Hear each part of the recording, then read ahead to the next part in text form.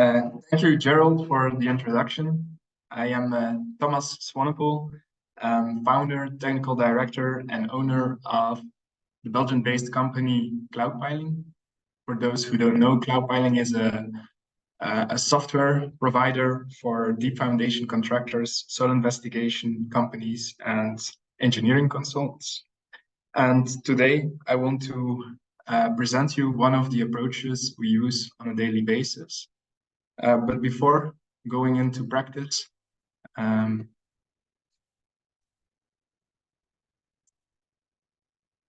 first want to give you a more general view on our profession. You know, or you maybe not know, but as a construction industry, we are responsible for over 40% of the worldwide carbon emissions. And on a recent conference in Amsterdam, I learned that making deep foundations takes 20% for its responsibility. So a small calculation can make us conclude that making deep foundations is responsible for over 8% of the worldwide carbon emissions. From my perspective, it tells something about the huge responsibility we as geotechnical engineers have related to this worldwide crisis. And today I have prepared a case study which is related to an onshore windmill, which I will use to show you what could be the advantage of the approach presented today. But before going into practice, I want to give you some more background information by using this chart diagram. The design of this windmill is in Belgium. Belgium and the Netherlands are two countries which focus enormously on cone penetration tests as the main investigation method. And due to decennia of research, there is a very strong correlation between cone penetration tests and bearing capacity calculations. And these calculations are mainly used to determine the bearing capacity of piles and in the end, determine the required base level of piles. But there, it doesn't have to stop. This information, which comes from the cone penetration tests, also provides very interesting information to determine the normal force distribution in piles. And when we combine this normal force distribution with the horizontal soil structure interaction of piles, we can, in a much more efficient way, use steel and concrete in our designs. So this is already a small picture of the case I will present, but to make it more practical, I will take you to the application we used to design the foundation of this windmill.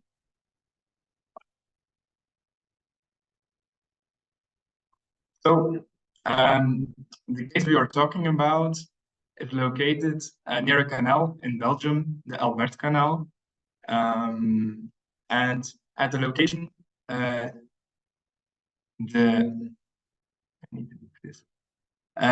were 3 CPTs provided by performed to look what kind of soil was present at the job site to give us a better understanding.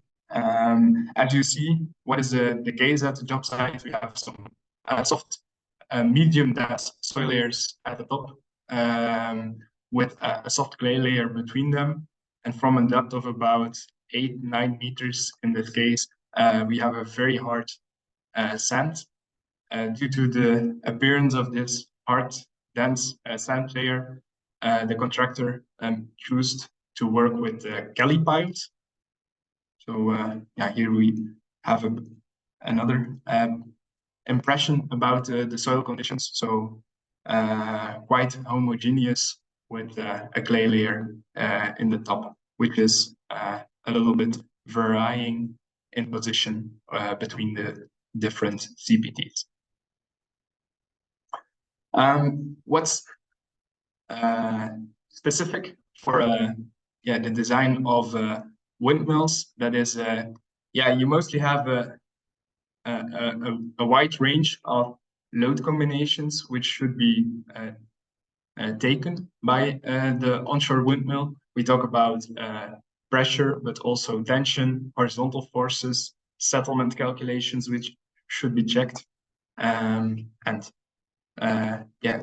What was one of the things we took or did was we could calculate all the load combinations in once, so we could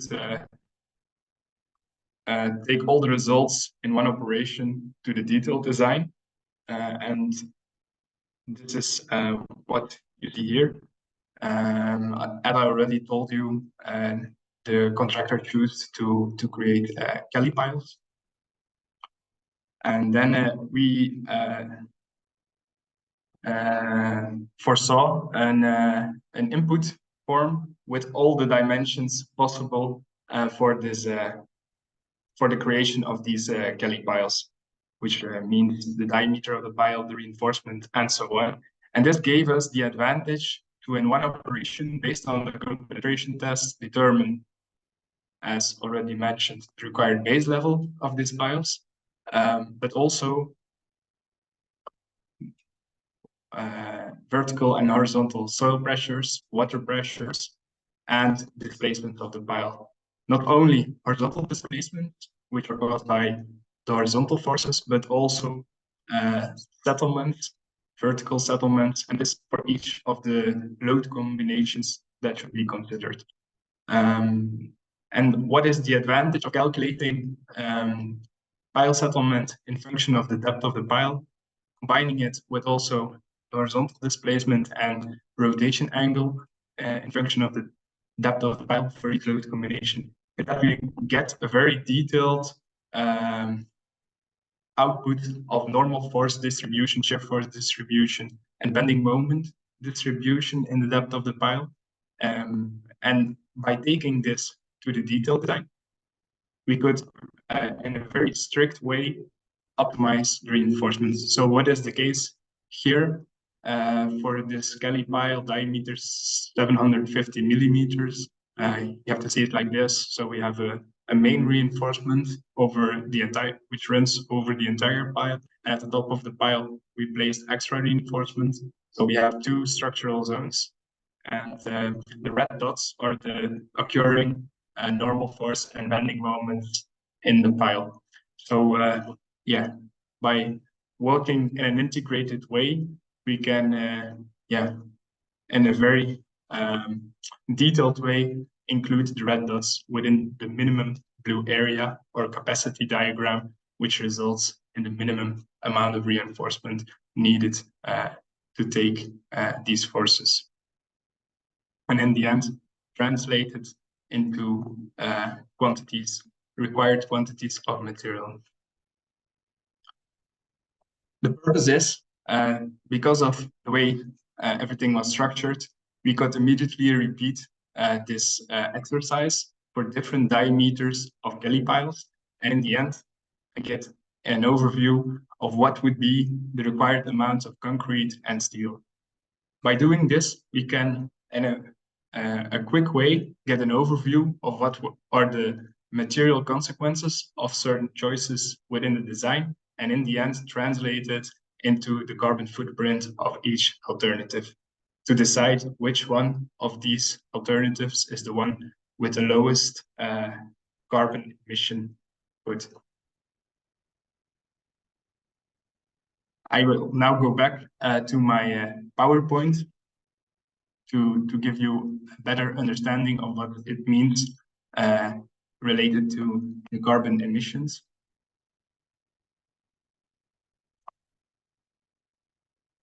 So this integrated way, what was the result? So this complete exercise made part of a challenge we created with one of the biggest contractors in piling in Belgium.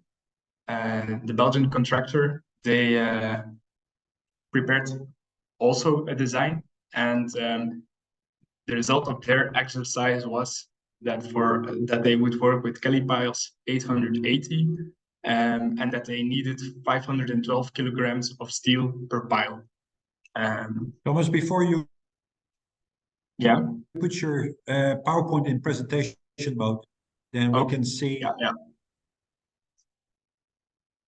So we, with the integrated design methodology, could show that without changing the pile diameter, it was possible to build the same piles with a reduction of the amount of reinforcement of 23%. By performing the exercise, even for all available Kelly pile diameters, we even found out that working with Kelly pile 750 was even more interesting, related to the carbon footprint of this onshore windmill design, because that meant that we could also reduce the required amount of reinforcement concrete, and this combined with a more efficient way to design the reinforcement resulted in an optimization of 28% reduction in material use. And as the fact you reduce the required amount of reinforcement material, we can directly conclude that it has a very positive impact. If you don't need something, it cannot create a carbon footprint. So in this slide, I just want to give you also some more numbers. We used the DFI carbon calculator in the end to calculate what this reduction in material amounts means related to the carbon footprint, and the result of that exercise was for this onshore windmill that it reduced 76 tons of equivalent carbons. And maybe even something different, as a side note, I also want to tell you that performing the exercise completely in an integrated application also meant that the complete design was performed in only 1 hour, which was where the contractor needed 8 hours. So that's another benefit of this approach. So conclusion, by approaching pile design in a more integrated way, which means we combine the three main elements of pile design, which in my point of view are bearing capacity, soil structure interaction, and detail design. And we implement directly all results from the soil investigations part into the calculation. We can in a more efficient way use steel and concrete, and in the end reduce the carbon footprint of our deep foundations. Gerald, I give the word back to you. Okay, thank you for that. And obviously, it's not only reducing the carbon footprint, but more importantly, at least for this webinar series, it's also decreased the cost. One question though, Thomas, talk about a Kelly pile. For the audience, maybe not everybody is familiar what a Kelly pile is. Can you explain what exactly a Kelly pile, what you mean by that? It means you have an outer casing. So first of all, you have a piling machine, which has two rotors. One which turns around the external casing. This one is drilled into the ground. Then at that moment, when this one is installed, you often see that they disconnect the rotator, and then the central rotator with the navigar is used to keep the soil away, remove the soil within the casing, and then this operation is repeated a few times until the required depth is reached to make these kind of piles, and then the reinforcement can be installed because the inner side of the casing is empty at that moment, and then everything is filled with concrete, and the outer casing in the end can again be removed by the piling machine to use for the next pile. Yeah, so basically, to use American terminology, it is a cased drilled shaft. Okay. With your approach, now of course you don't do any more testing. It's more an advanced analysis, an increased analysis part to optimize the design. What is your feeling about how often can this be applied? You gave one specific example, but is this approach something that can be applied almost any project? How do you see this approach of increased testing in practice? You mean increased testing or increased analysis? Well, in a way, what you're doing now, of course, is increased analysis, but it has a very strong correlation, because here we talk about officially increased testing saves money, and you, of course, are using increased analysis, which is basically testing of your design approach. Okay. So it's very similar, but do you see this as being, can this be applied throughout? Can this only be applied every now and then? Very good question. How do you see that? Yeah, it's a very good question. It's also sometimes you get, when you present this approach, one of the first critics which comes up when engineers see this and hear this story, they say, okay, yeah, I understand it, it's true, but it's only applicable for complex load combinations, like for example, a windmill is, because you have the interference between vertical and horizontal behavior. But I don't agree with that opinion, because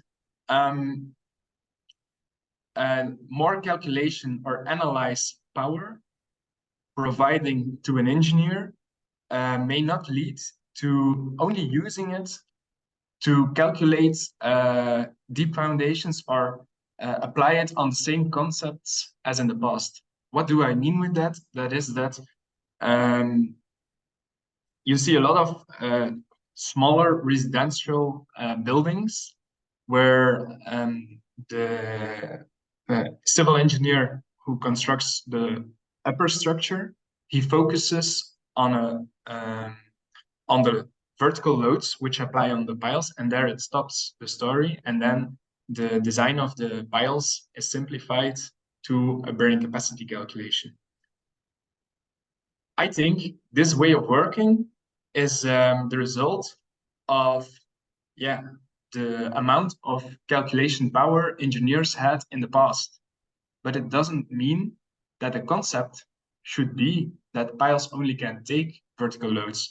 To give you an idea, we had an industrial building recently, and just by they typically worked with columns supported by 2 piles. We changed the concept. We removed every 2 piles by 1 pile, but we loaded the piles eccentrically. And we could reduce the total cost of the foundations with 40%. So what was the result? Because we had a tool like this, we could apply a different concept. So I think that is the answer to that question. You should change also your concept in function of the calculation power you have. Okay. Thank you very much. The remaining questions will come after our second presentation.